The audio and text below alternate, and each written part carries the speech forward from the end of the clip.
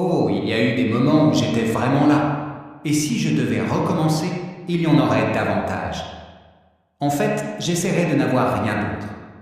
Rien que des instants, l'un après l'autre, au lieu de vivre tant d'années en avance sur chaque jour.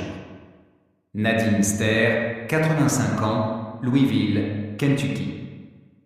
Je regarde la trentaine de participants à cette nouvelle session de la clinique de réduction du stress et m'émerveille en songeant aux semaines dans lesquelles nous allons nous embarquer ensemble. D'une façon ou d'une autre, les participants se demandent sans doute tous ce que diable ils font ici ce matin, assis dans cette pièce remplie d'inconnus. Je vois le visage ouvert et aimable d'Édouard et je pense à ce qu'il doit porter chaque jour. Il a 34 ans, est cadre dans les assurances et a le sida. Je vois Pierre, un homme d'affaires de 47 ans. Il a eu un infarctus il y a 18 mois et est ici pour apprendre à lever le pied pour ne pas en avoir un second. Béatrice est assise à côté de Pierre. Elle est ouverte, joyeuse et volubile. Son mari est assis de l'autre côté. À 42 ans, la vie de Béatrice a changé du tout au tout suite à une rupture d'anévrisme, la laissant ne sachant plus très bien qui elle était. Puis il y a Marge, 44 ans, référée par la clinique de la douleur. Elle a été infirmière en oncologie jusqu'à ce qu'elle se blesse au dos et aux deux genoux il y a quelques années, en essayant d'empêcher un patient de tomber. À présent, elle a tellement mal qu'elle ne peut plus travailler et marche au prix de gros efforts à l'aide d'une canne. Elle a déjà été opérée d'un genou et doit maintenant, pour couronner le tout, être opérée pour une masse abdominale. Les médecins ne sauront ce que c'est qu'après l'opération. Son accident l'a embarquée dans une aventure dont elle ne s'est pas encore remise. Elle se sent tendue comme un ressort et un rien peut la faire exploser. Arthur est assis à côté de Marge. Il a 56 ans et est policier. Il souffre de fortes migraines et d'attaques régulières de panique.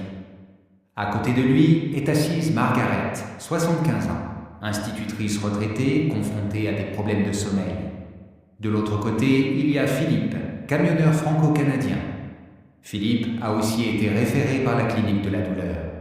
Il s'est blessé en soulevant une palette et est en incapacité pour lombalgie chronique. Il ne pourra plus conduire le camion et doit apprendre à mieux gérer cette douleur. Il doit aussi trouver quel type de travail lui sera accessible pour nourrir sa famille de 4 enfants. À côté de Philippe se trouve Roger, un charpentier de 30 ans qui s'est blessé le dos au travail et souffre également. Sa femme dit qu'il a pris trop d'antidouleurs pendant plusieurs années. Elle s'est inscrite dans une autre classe. Elle clame haut et fort que Roger est sa principale source de stress. Elle en a tellement marre de lui qu'elle est certaine qu'ils finiront par divorcer. Quand je le regarde, je me demande où le conduira sa vie et s'il saura garder le calme. Hector est assis en face de moi, de l'autre côté de la pièce. Il a été lutteur professionnel pendant des années à Puerto Rico et est venu aujourd'hui parce qu'il a de la difficulté à contrôler son caractère. Il est pris de violents accès de colère et ressent des douleurs à la poitrine. Sa large carrure rend sa présence dans la pièce imposante. Tous ont été envoyés par leur médecin pour réduire leur stress et nous les avons invités à se réunir dans cette classe du centre médical un matin par semaine au cours des 8 semaines à venir. Mais en fait, pourquoi? Cette question monte en moi quand je regarde la pièce. Ils ne le savent pas encore autant que moi, mais le niveau de souffrance dans cette pièce ce matin est immense. C'est vraiment une assemblée de personnes souffrant non seulement physiquement, mais aussi émotionnellement suite à la tourmente de leur vie. Dans un moment d'émerveillement avant le début de la séance, je suis impressionné par notre culot en invitant tous ces gens à embarquer pour ce voyage. Et je pense, que pouvons-nous faire pour les personnes rassemblées ici ce matin et pour les 120 autres qui commencent le programme MBSR dans différentes classes cette semaine, jeunes et vieux, célibataires, mariés ou divorcés, des personnes qui travaillent, d'autres qui sont retraités ou en incapacité de travail, des personnes prises en charge par la santé publique et d'autres plus aisées. À quel point pouvons-nous influencer le cours de la vie d'une seule personne?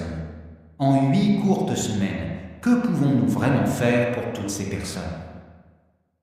Ce qui est intéressant dans ce travail, c'est qu'en réalité, nous ne faisons rien pour eux. Si nous essayions, je pense que nous échouerions lamentablement.